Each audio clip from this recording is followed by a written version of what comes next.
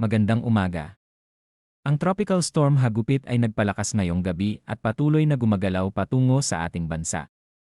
Ngayong Biyernes, ika-8 ng Mayo 2026, mayroon kaming pinakabagong ulat ng panahon na kailangan ninyong marinig bago simulan ang inyong araw.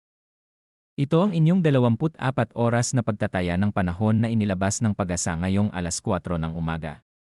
At ngayong umaga, may isang mahalagang pagbabago sa tropical storm Hagupit na agad nating tatalakayin. Simula alas 3 ng umaga ngayon, ang tropical storm Hagupit ay kasalukuyang matatagpuan sa 1,615 kilometro sa silangan ng Hilagang Silangang Mindanao, nakalagay sa 8.1 degrees Hilaga, 141.0 degrees Silangan. Ang bagyo ay nasa labas pa rin ng Philippine Area of Responsibility, ngunit pansinin ang distansya. Mula 1,750 kilometro kagabi, bumaba na ito sa 1,615 kilometro ngayong umaga.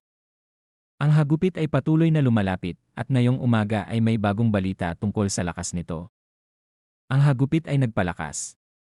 Ang pinakamataas na tuloy-tuloy na hangin nito ay tumaas mula 65 kilometro bawat oras kagabi patungong 75 kilometro bawat oras ngayong umaga, na may mga gust na umabot na ngayon sa 70 kilometro bawat oras.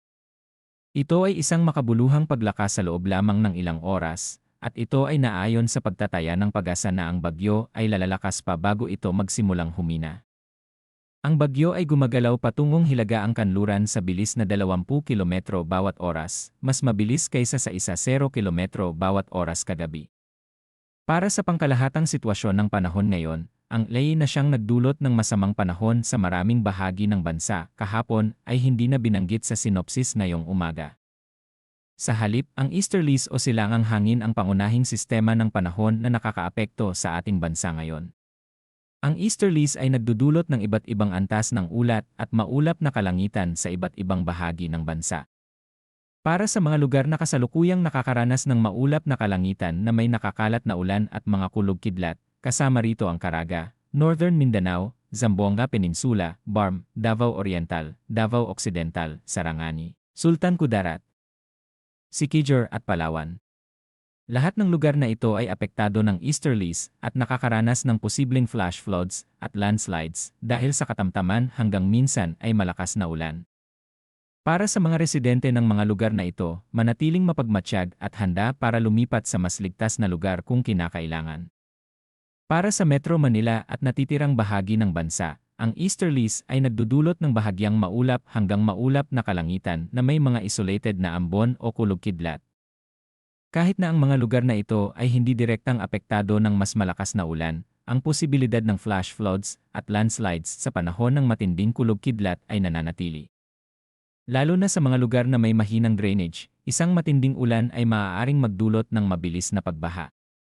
Patungkol sa kondisyon ng hangin at karagatan, ang Northern Luzon ay nakakaranas ng magaan hanggang katamtamang hangin mula sa Timog Silangan patungo sa Hilagaang Silangan, na may coastal waters na 0.6 hanggang 1.8 metro ang taas. Para sa natitirang bahagi ng bansa, ang hangin ay magaan hanggang katamtaman mula sa silangan patungo sa Hilagaang Silangan, na may katulad na kondisyon ng karagatan. Ang lahat ng mangingisda at maliliit na sasakyang dagat ay lubos na pinapayuhang mag-ingat. Lalo na sa silangang karagatan ng Pilipinas kung saan ang mga kondisyon ay inaasahang lalala sa mga darating na araw habang ang Hagupit ay patuloy na lumalapit. Para sa ating mga manonood sa Metro Manila, narito ang ilang kapaki-pakinabang na impormasyon para sa araw na ito. Ang araw ay sumikat ngayong umaga ng alas 5:31 at lulubog ngayong hapon ng alas 6:15. Ang buwan ay sisikat ngayong gabi ng alas 11:43 at lulubog bukas ng umaga ng alas 10:27. Ang illumination ng buwan ngayon ay 63%. Para sa temperatura, ang pinakamababang temperatura sa nakaraang 24 na oras hanggang alas 8 ng gabi kahapon ay 23.3 degrees Celsius na naitala ngayong alas 6 ng umaga, habang ang pinakamataas na temperatura ay 35.8 degrees Celsius na naitala ngayong alas 4 ng hapon kahapon. Ang pinakamababang relatibong halumigmig ay 42% ngayong alas 4 ng hapon, at ang pinakamataas ay 80% ngayong alas 5 ng umaga. Ang napakataas na temperatura na 35.8 degrees Celsius kasama ang mataas na halumigmig ay nagpapataas ng heat index sa maraming lugar na nagpapahiwatig ng posibleng heat stress para sa mga taong nasa labas ng bahay ng matagal.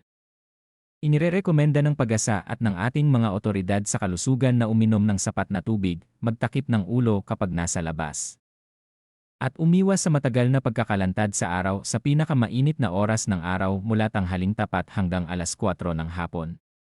Bago tayo magtapos, isang huling mensahe para sa lahat. Ang Tropical Storm Hagupit ay nagpalakas ngayong gabi at patuloy na gumagalaw patungo sa ating bansa. Sa loob ng 2 hanggang 3 araw, ito ay papasok sa Philippine Area of Responsibility bilang Bagyo Kaloy. Para sa lahat, lalo na ang mga naninirahan sa Eastern Visayas, Bicol Region, at Eastern Luzon, ngayon na ang oras para tiyakin na ang inyong mga pamilya ay handa. Suriin ang inyong mga plano sa paglikas. Ihanda ang inyong go bag. Tiyakin na may sapat na pagkain at tubig ang inyong tahanan para sa hindi bababa sa 72 oras. Ang susunod na advisory ng pag-asa para sa Tropical Storm Hagupit ay ilalabas ngayong alas 11 ng umaga. Patuloy kaming magbabantay at magbabahagi ng pinakabagong impormasyon sa inyo. Manatiling ligtas, manatiling handa, at magandang umaga sa inyong lahat.